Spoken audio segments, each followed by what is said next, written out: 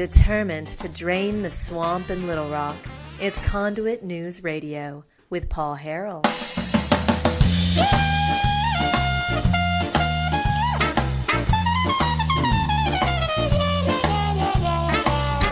And so we start here and looking at this map.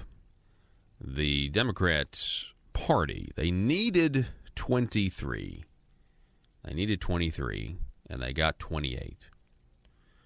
And so the Democrats, now we have to hear the phrase Speaker of the House Nancy Pelosi. President Donald Trump just tweeted this. In all fairness, Nancy Pelosi deserves to be chosen Speaker of the House by the Democrats. If they give her a hard time, perhaps we will add some Republican votes. She has earned this great honor. What are they saying here? They're saying, well, some of these Democrats that won, they campaigned on distancing themselves from Nancy Pelosi because she's crazy. She's crazy. But anyway, with more on this and the midterms and election fallout, let's go to our good friend, Mr. Dan Wos, who's the author of Good Gun, Bad Guy. Dan, how you doing this morning, sir? Hey, great, Paul. Thanks. How are you? Did you get enough sleep, or did you stay up all night? I kind of stayed up too late, I'm going to be honest. So it was kind of rough getting up this morning, but I'm here with bells on. So just tell me, how are things? You're calling out of New York, so what's the feeling up there? Well, politically, New York still sucks. We have Cuomo as still our governor, and we have the far left radical Kirsten Gillibrand as a senator. So it's still no good. Oh, and and we got that bobblehead Ocasio-Cortez down in the city, 14th district down in New York. Yeah, I'm expecting Ocasio-Cortez Ocasio-Cortez at some point. I think she's literally going to. So they're going to ask, well, how would you pay for this new government program? At some point, I think she will say, well, we'll just grow the money on trees. I think she's going to say that at some point. Yeah, I really don't understand how people can vote for her. But even Democrats have to look at her and go, wow, she really just doesn't have a clue. Yeah. But hey, let's let her run with that and see how poorly she does. But it looks like we lost some and we won some. So as far as the Senate, it looks like we're good. And as far as the House, of course, we lost the House, but we kind of expected that. But the ratio, if you look at the ratio of House seats versus Senate seats, it's almost an even ratio of leverage of power. So it's going to be real interesting. I just wonder, if the Democrats get to keep the old band together. They got Mad Max, they got Frankenfeinstein, Pocahontas, Heli, the whole gaggle of nut jobs is still together. They're still going to probably try to impeach. They may go for continuing the Russia investigation, more resist. So we'll see. And I think it'll all play out very nicely for 2020 for Republicans. Yeah, the silver lining here, like you said, is the Senate. Florida, Missouri, Indiana, Ohio. You got South Dakota, or is it North Dakota? I think it's South Dakota, and then maybe Montana. I haven't seen this. There's a lot of holdouts. Right. You know what I'm saying? Some I got you. Yeah, I know what you're saying. But it does seem that if this was good for President Trump's 2020 hopes. I mean, if he had performed this well in Florida, the Democrats really haven't been able to demonize him enough. I mean, it seems like Florida would have still gone for Trump last night if he had been on the ballot.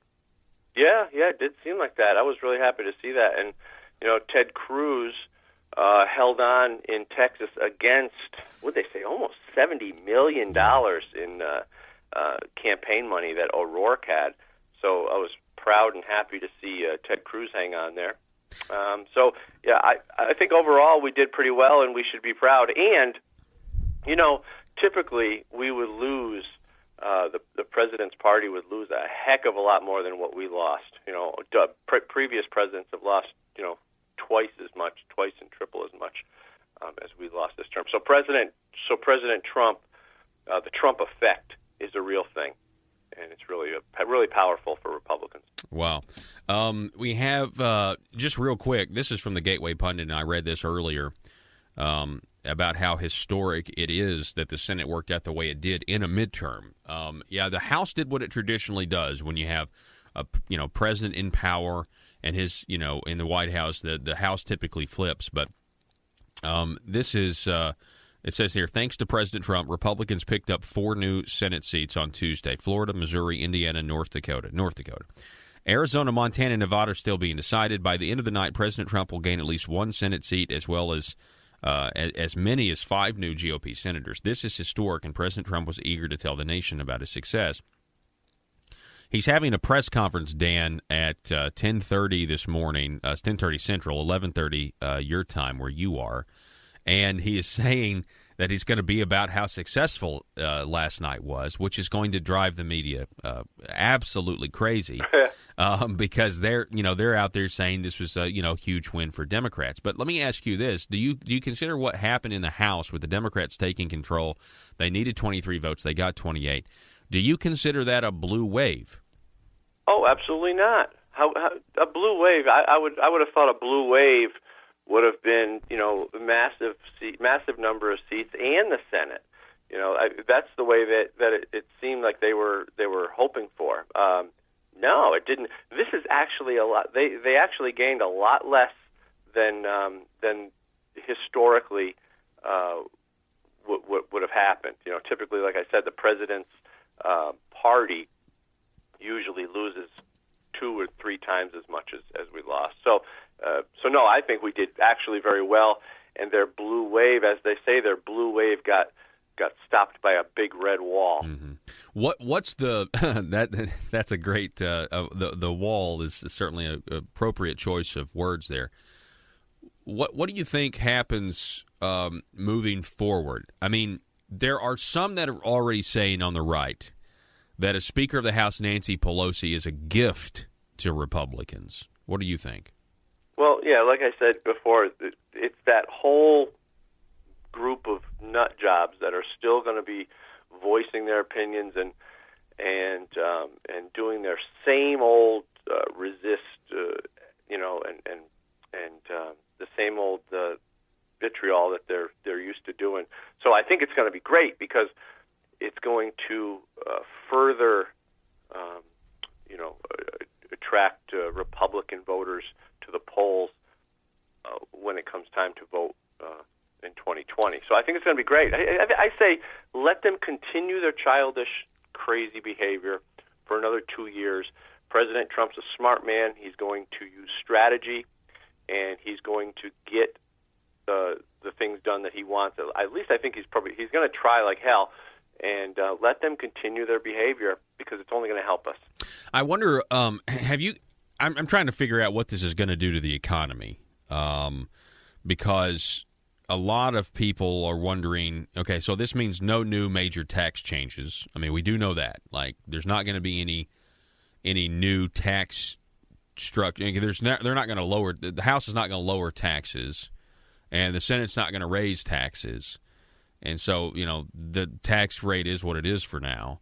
But what does this mean for, the trade wars and things like that? Can the Democrats try to, try to stymie that in some way? I mean, these are all questions I have, and I don't think we don't have the answers to yet.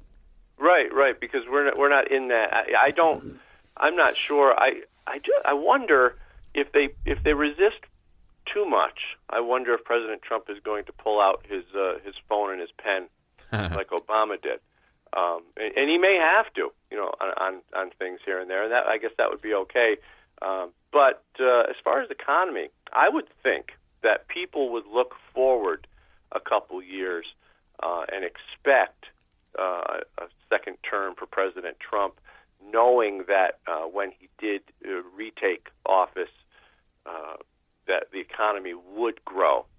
So I don't know that it's going to that it's going to hurt the economy. I think it's probably going to I think a lot of stuff is really just going to stay the same. We're going to have the same fighting that we've had. We're just going to have a little bit more resistance. I think now Republicans are going to have to be on their game a little bit more. And like I said, President Trump might have to pull out some tricks. Yeah. I do have some news here. Breitbart News is reporting that the Democrat Jackie Rosen has defeated incumbent Senator Dean Heller in Nevada, which is a pickup in the Senate for the Democrats. So that's not good news. I just see that scrolling across the screen there. Anyway, it is a mixed bag. You know, it's certainly not what the Democrats hoped for, but it's also, you know, certainly not what we hope for either, Dan, you know? That's true. Yeah, we would have loved to hold on to the House. That would have been great. 2 more years. Because here's the thing, Democrats are actually very successful as being the minority of being obstructive. So they were very successful the past 2 years of obstructing, even though we were able to get a lot of things through. So now, with a little bit more leverage, I think they're going to be that much more effective, which means that, like I said, Republicans are going to have to be on their game. Donald Trump's going to have to, you know, be really swift and smart. And, you know, yeah, it's not the ideal situation, but I still think we're okay, and I think it's going to help us in 2020. Here's a question, and I honestly don't know this. I'm hearing people say this. We're talking with Dan Wos. He's the author of Good Gun, Bad Guy. You should, Good Gun, Bad Guy. You should check out the book. Do you think if the House, really just the Congress in general, if they had have gone along with President Trump's agenda with a much more robust, if they'd have moved faster on some things, do you think that we would have had these losses in the House? I mean, I could see an argument for either way. You know what I mean? I think the losses in the House are purely because of the effectiveness of left-wing media and the willful ignorance of Democrat voters for going right along with all the the fake news stuff. You know, that's really what did it, because if the media were to tout the successes of President Trump, it wouldn't make any sense to any logical thinking person to vote against him, to vote against the Republicans. So I think the media had just about everything to do with this. They should be proud, the deviant little sinister, crew that they are, because they were effective. I thought you were going to say something else. So thank you. To be careful. Thank you for not. But yeah, Dan, that's a good point that you raise. That's probably the biggest winner in this whole thing that we haven't even talked about at all. The mainstream media won last night because they, regardless of whether it wasn't as big of a success, it wasn't a blue wave, but it's the media and their phony reporting that convinced enough Americans to give the House back to the Democrats. And it really works. And we talk about that in the gun conversation all the time. That the terminology and the landscape and the narrative, it all really works to effectively, transform the thought process of people, change what people really think, and give them a different perspective that might not necessarily be true. So it works. It works in all areas of politics. I talk specifically about how it relates to the gun conversation, but in this case, and that's why they were so persistent, because they knew that, as ridiculous as it sounds to logical thinking people, and as false a narrative as it was that they're creating, they knew that there are people who would eat it like candy, and I think this is a result of what you get for that. Yeah, and they basically convince people, hey, vote against the Republicans because you're voting for sanity. But I don't think they realized that they just really voted for Nancy Pelosi. So, that's good analysis, Dan. I'm glad you brought up the media aspect. I actually think that probably is the best takeaway from this whole thing. Is the media is the big winner here. They still show that they're and doesn't that put into perspective why President Trump is so aggressive with them, calling them the fake news, because he knows it as well. He knows how powerful that they are as well, and that's so he's basically right over the target. Exactly. So yeah, and if you remember on your show a while back, I said, what he did with the media, he basically took them and kicked them out of the popular table, sent them to the mop closet, and because by calling them fake news, he knew exactly what they were doing, and he knows the effect because he's been playing this game since the 80s. Mm-hmm. He understands it. He was a New York City businessman. He understands how the media works. So he needed to come in, hit them hard, and at least uncover the veil. Yeah, and he's done that with a lot of people. There are a lot of people that do see the light. I mean, some people would say, well, if he hadn't criticized the media, it wouldn't have been as bad as it was. No.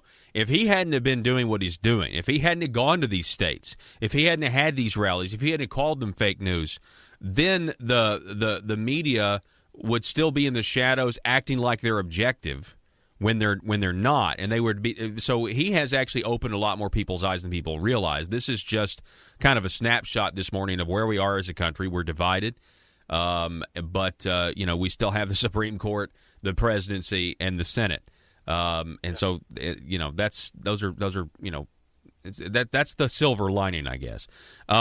Dan Wos, I always appreciate having you on, and look forward to doing it again sometime. And stand up for conservatism in New York. I know you're kind of surrounded up there. So it's okay. I like the fight, and thanks so much for having me, Paul. All righty, Dan. Thank you for joining us this morning, folks. We're going to take a break, going to reset here, and be back in just a moment. Feel free to sound off on our Facebook page, facebook.com/Conduit News. If you want more interviews by me, click one of the videos on the right. And remember, your Second Amendment, it's not a privilege, it's your right.